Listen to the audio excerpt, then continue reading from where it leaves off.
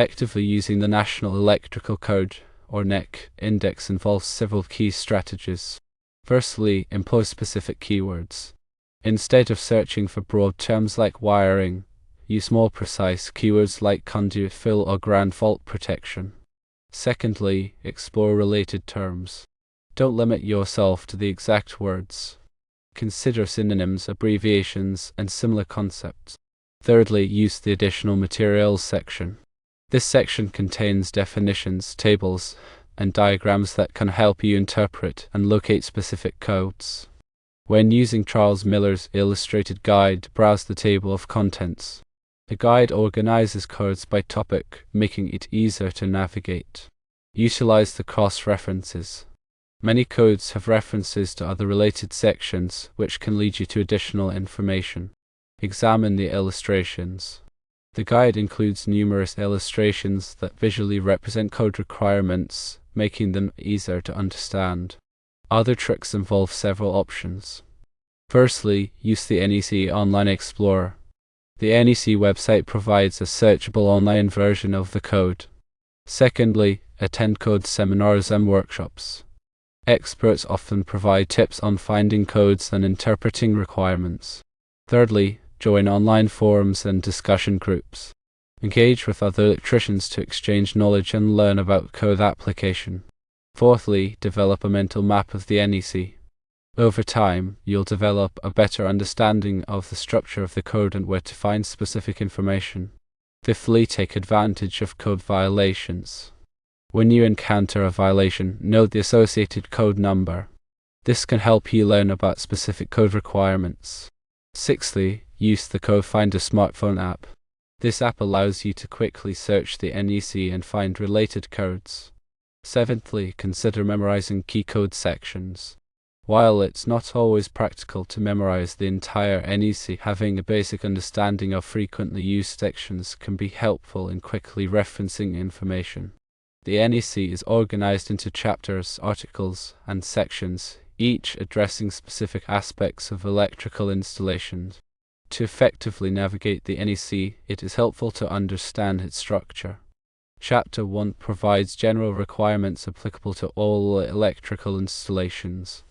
Chapters 2, 3, and 4 cover wiring and protection, wiring methods and materials, and equipment for general use, respectively. Chapters 5, 6, and 7 address special occupancies, special equipment, and special conditions. Chapter 8 covers communications systems.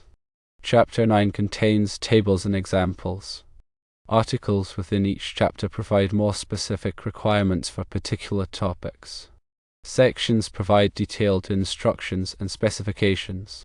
The index is an alphabetical listing of subjects covered in the NEC with references to the corresponding code sections. When searching for a specific requirement, start by identifying the most relevant keyword or phrase. Then locate that term in the index and note the associated code sections. Refer to the code sections listed in the index to find the specific requirements you are looking for. Be sure to read the entire section and any related sections to fully understand the requirements. The NEC also includes numerous tables and figures that provide additional information and guidance. Tables are used to specify ampacities of conductors, dimensions of raceways, and other technical data.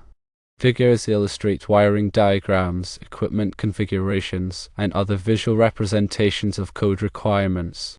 When using tables and figures, be sure to understand the scope and limitations of the information presented. The NEC is a complex document, and it is important to stay up to date on the latest revisions. The NEC is typically updated every 3 years, and each new edition includes changes and additions to the code.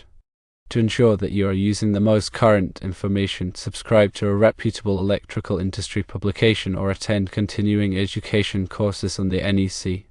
When using the NEC, it is important to consider the specific requirements of your local jurisdiction. Many local jurisdictions have adopted amendments to the NEC which may add or modify the requirements in the national code. Be sure to check with your local building department or electrical inspector to determine if there are any local amendments that apply to your project. Understanding the definitions provided in Article 100 of the NEC is crucial for accurate interpretation and application of the code.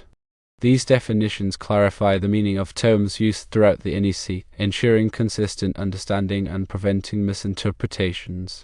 Familiarizing yourself with these definitions can significantly improve your ability to find and apply the correct code requirements. When researching a specific electrical installation, begin by identifying the type of occupancy or equipment involved. The NEC contains specific requirements for various occupancies, such as residential, commercial, and industrial, as well as for different types of equipment, such as motors, transformers, and generators. By identifying the occupancy and equipment type, you can narrow your search to the relevant sections of the NEC. Another useful technique for finding codes is to use the chapter headings as a guide. The NEC is divided into 9 chapters, each covering a specific area of electrical installations. By reviewing the chapter headings, you can quickly identify the chapters that are most likely to contain the information you are looking for. Once you have identified the relevant chapter, you can then use the index or table of contents to find the specific code sections that apply to your situation. When searching for code requirements, be aware of the different types of rules that the NEC contains. Some rules are mandatory, while others are permissive or advisory. Mandatory rules are identified by the use of the word shall, which indicates that compliance is required. Permissive rules are identified by the use of the word shall be permitted, which indicates that a particular method or practice is allowed but not required. Advisory rules are identified by the use of the word should, which indicates that a particular method or practice is recommended but not required.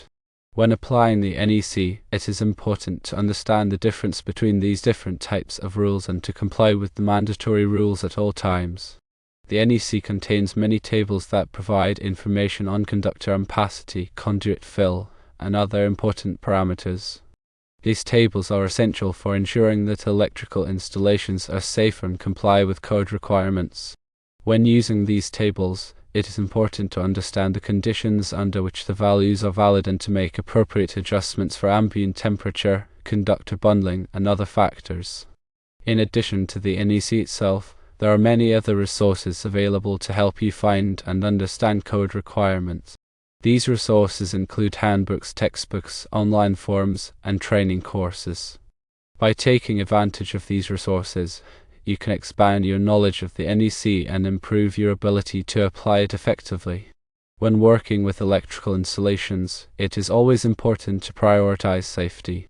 The NEC is intended to protect people and property from electrical hazards, and it is essential to follow all code requirements to ensure that electrical installations are safe and reliable.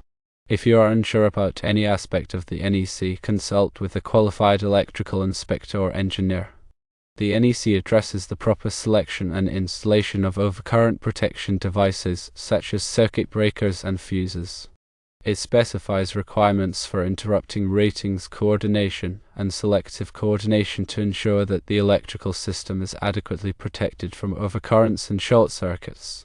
Understanding these requirements is crucial for maintaining the safety and reliability of the electrical system. The NEC provides detailed requirements for grounding and bonding of electrical systems. Grounding ensures that electrical equipment and systems are connected to the earth, providing a low impedance path for fault currents to flow back to the source.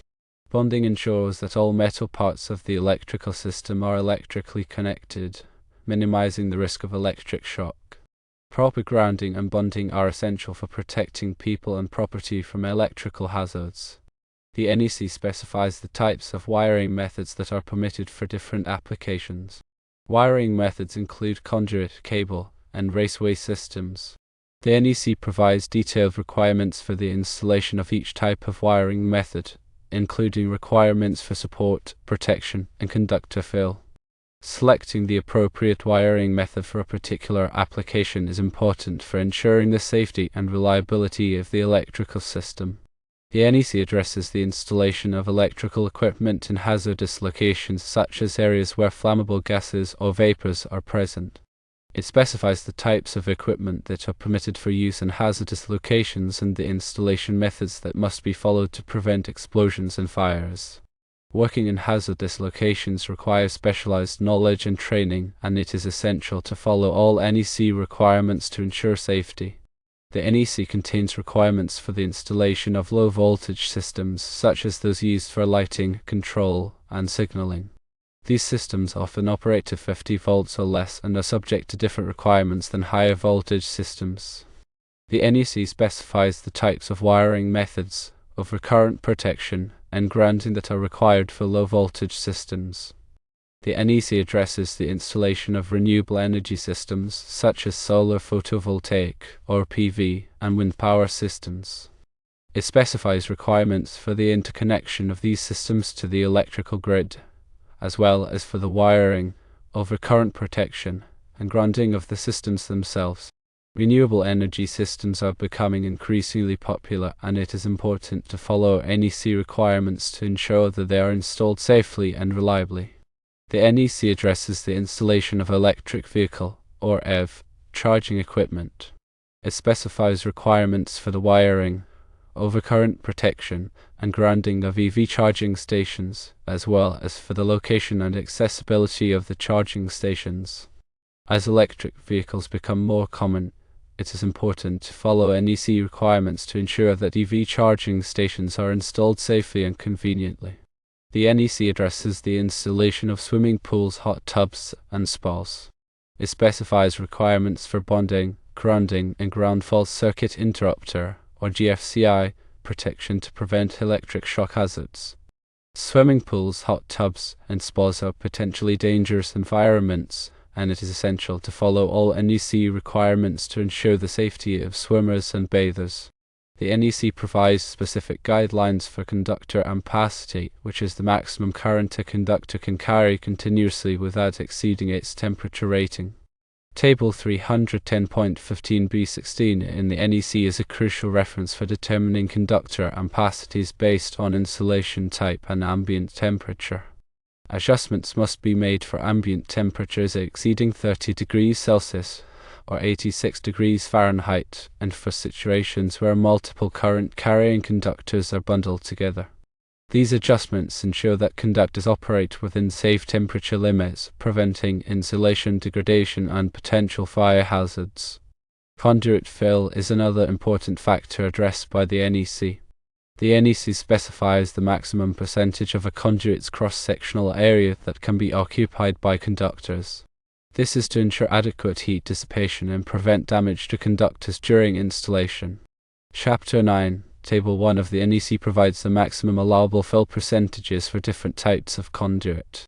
Exceeding these fill limits can lead to overheating, insulation damage, and potential electrical failures.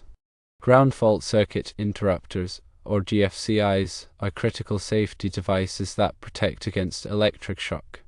The NEC requires GFCI protection in various locations, including bathrooms, kitchens, outdoor receptacles, and areas near water. A GFCI monitors the current flowing through a circuit and quickly interrupts the power if it detects a ground fault, which is a leakage of current to ground. This rapid interruption prevents dangerous electric shocks. Article 210.8 of the NEC specifies the locations where GFCI protection is required. Arc fault circuit interrupters, or RFCIs, are designed to protect against fires caused by electrical arcing. RFCIs detect the unique characteristics of arcing faults and trip the circuit breaker, interrupting the power and preventing a fire. The NEC requires RFCI protection in many residential circuits, particularly those supplying bedrooms and living areas. Article 210.12 of the NEC details the specific requirements for RFCI protection. Overcurrent protection, provided by circuit breakers and fuses, is essential for protecting electrical circuits and equipment from damage caused by overloads and short circuits. The NEC specifies the appropriate size and type of overcurrent protection for different circuits and equipment. Circuit breakers and fuses must have an interrupting rating sufficient to handle the available fault current at the point of installation. Articles 240.4 and 240.6 of the NEC provide guidance on selecting the correct overcurrent protection devices. The NEC addresses the proper grounding and bonding of electrical systems to ensure safety and minimize the risk of electric shock. Grounding provides a low impedance path for fault currents to flow back to the source, allowing overcurrent protection devices to quickly trip and clear the fault. Bonding connects all metal parts of the electrical system to create a common ground potential, reducing the voltage between different metal surfaces and preventing electric shock. Articles 250.4 and 250.8 of the NEC detail the requirements for grounding and bonding.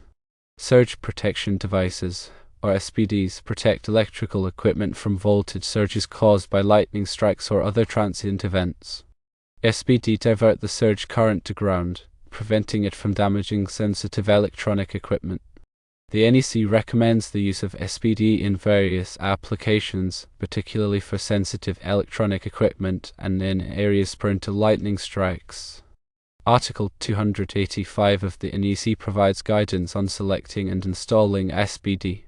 The NEC specifies requirements for the installation of electrical equipment in damp and wet locations.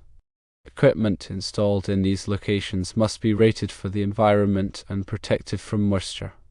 Enclosures must be weatherproof or rain-tight, and wiring methods must be suitable for wet locations. Articles 312.2 and 406.9 of the NEC provide guidance on installing electrical equipment in damp and wet locations. The NEC addresses the proper use of flexible cords and cables. Flexible cords and cables are permitted for certain applications, such as connecting portable appliances and equipment. However, they must be used in accordance with the NEC requirements to prevent damage and ensure safety. Flexible cords and cables must be protected from physical damage and must not be used as a substitute for permanent wiring. Article 400.8 of the NEC provides restrictions on the use of flexible cords and cables. The NEC contains requirements for the installation of luminaires, which are also known as lighting fixtures. Luminaires must be properly supported, wired, and grounded. The NEC specifies minimum clearances between luminaires and combustible materials to prevent fire hazards. Article 410.16 of the NEC provides requirements for clearances of luminaires. The NEC addresses the installation of receptacles, which are also known as electrical outlets. Receptacles must be properly grounded and must be installed in accordance with the NEC requirements. The NEC specifies the types of receptacles that are permitted for different applications, such as GFCI receptacles for wet locations and tamper-resistant receptacles for child safety. Article 406.4 of the NEC provides specific requirements for receptacles. The NEC provides guidelines for the installation of electrical equipment in hazardous locations. These locations are classified based on the type of hazard present, such as flammable gases, vapors, or dusts. The NEC specifies the types of equipment and wiring methods that are permitted for use in each class and division of hazardous locations. Articles 500 through 516 of the NEC provide detailed requirements for hazardous locations. The NEC addresses the installation of electrical signs and outline lighting. Electrical signs and outline lighting must be properly grounded and must be installed in accordance with the NEC requirements. The NEC specifies the types of wiring methods and overcurrent protection that are required for electrical signs and outline lighting. Article 600.7 of the NEC provides requirements for the accessibility of disconnecting means for electrical signs. The NEC contains requirements for the installation of swimming pools, hot tubs, and spas. The NEC specifies the types of wiring methods, grounding, and bonding that are required for these installations.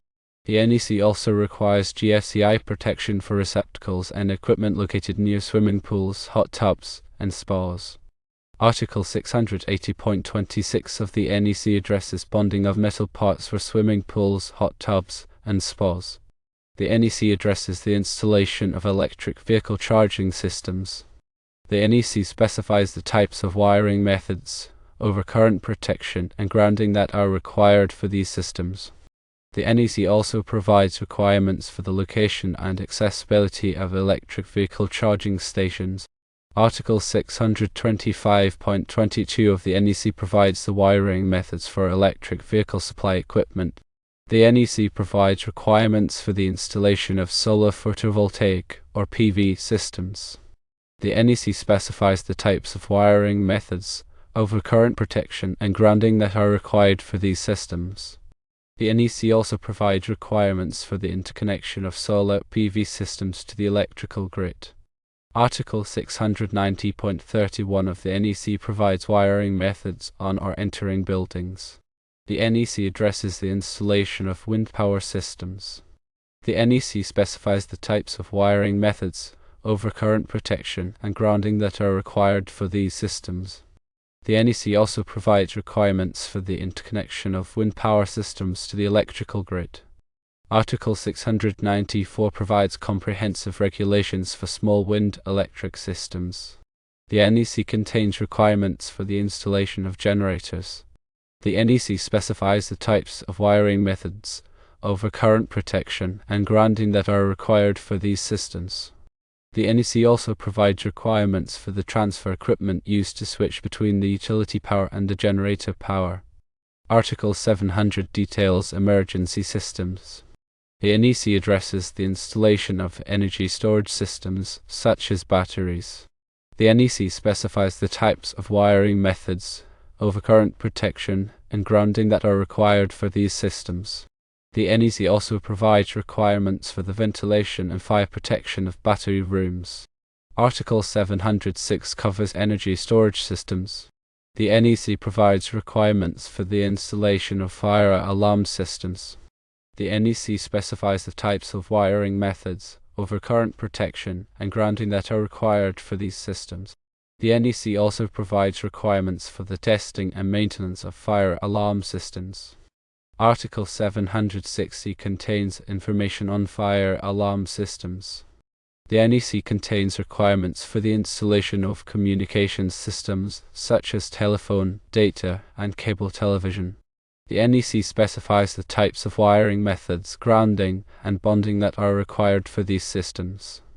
Article 800 covers communications circuits. When referencing NEC tables, it's important to pay close attention to the notes associated with each table. These notes often contain important clarifications and exceptions that can significantly impact how the table is applied. For instance, notes may specify derating factors for certain conditions or provide alternative methods for calculating values. Ignoring these notes can lead to misinterpretations and incorrect application of the code. When determining conductor ampacity, it's crucial to consider the ambient temperature and the number of current carrying conductors in a raceway or cable. The NEC requires derating the ampacity of conductors when the ambient temperature exceeds 30 degrees Celsius or 86 degrees Fahrenheit, or when more than 3 current carrying conductors are bundled together. These derating factors are specified in Table 310.15b16 and 310.15 cone of the NEC and are essential for preventing overheating and insulation damage. Understanding the different types of enclosures and their appropriate uses is critical for ensuring the safety and longevity of electrical installations. The NEC defines various enclosure types, such as NEC Type 1, 3R, 4, 4X, and 12. Each designed to protect electrical equipment from specific environmental conditions. NEC Type 1 enclosures are intended for indoor use and provide protection against incidental contact with the enclosed equipment. NEC Type 3R enclosures are suitable for outdoor use and provide protection against rain, sleet, and snow. NEC Type 4 and 4X enclosures offer protection against hose-directed water and corrosion, making them ideal for wet and corrosive environments. NEC Type 12 enclosures provide protection against dust, dirt, and dripping non-corrosive liquids. Selecting the correct enclosure type for the environment is essential for preventing equipment damage and ensuring personnel safety. When installing wiring in concealed locations, such as within walls or ceilings, it's important to follow the NEC requirements for protecting the wiring from physical damage. The NEC specifies various methods for protecting concealed wiring, such as using conduit, armored cable, or non-metallic sheath cable with appropriate protection. These methods help to prevent damage to the wiring from nails, screws, or other objects, which could lead to short circuits, ground faults, or fire hazards. The NEC provides specific requirements for the installation of ground fault circuit interrupters, or GFCIs, in dwelling units. GFCIs are required in bathrooms, kitchens, garages, and outdoor locations to protect against electric shock hazards. The NEC specifies the types of receptacles that must be GFCI protected and the locations where GFCI protection is required. Understanding these requirements is essential for ensuring the safety of occupants in dwelling units. When working with electrical equipment, it's important to follow lockout/tagout procedures to prevent accidental energization. Lockout/tagout procedures involve disconnecting the power supply to the equipment and placing a lock and tag on the disconnecting means to prevent it from being accidentally turned on. These procedures are essential for protecting workers from electrical hazards during maintenance, repair, or installation work. The NEC requires that all electrical work be performed by qualified persons. Qualified persons are those who have the skills and knowledge related to the construction and operation of electrical equipment and installations and have received safety training to recognize and avoid the hazards involved. Using qualified persons ensures that electrical work is performed safely and in accordance with the NEC requirements. When performing electrical work, it's important to use the proper tools and equipment. Using the wrong tools or equipment can lead to damage to the electrical system or injury to the worker. The NEC requires that all tools and equipment used for electrical work be approved for the intended use and maintained in good working condition. Before starting any electrical work, it's important to inspect the work area for potential hazards. These hazards may include wet or damp conditions, exposed wiring, or energized equipment. Identifying and eliminating these hazards before starting work can help to prevent accidents and injuries. During electrical work, it's important to maintain a safe working distance from energized equipment. The NEC specifies minimum working distances for different voltage levels to prevent accidental contact with energized parts. Maintaining these safe working distances can help to protect workers from electric shock and arc flash hazards. When working on energized equipment, it's important to use appropriate personal protective equipment, or PPE. PPE may include rubber gloves, safety glasses, and arc-rated clothing. Using the correct PPE can help to protect workers from electric shock, arc flash, and other electrical hazards. The NEC requires that all electrical installations be inspected and approved by a qualified electrical inspector. The inspector will verify that the installation complies with the NEC requirements and is safe for use. Obtaining an electrical inspection is essential for ensuring the safety and reliability of electrical installations. It is helpful to create a personal reference library of commonly used NEC tables and articles. This can be a physical binder or a digital collection of frequently accessed information. Having these resources readily available can save time and improve accuracy when working with the NEC.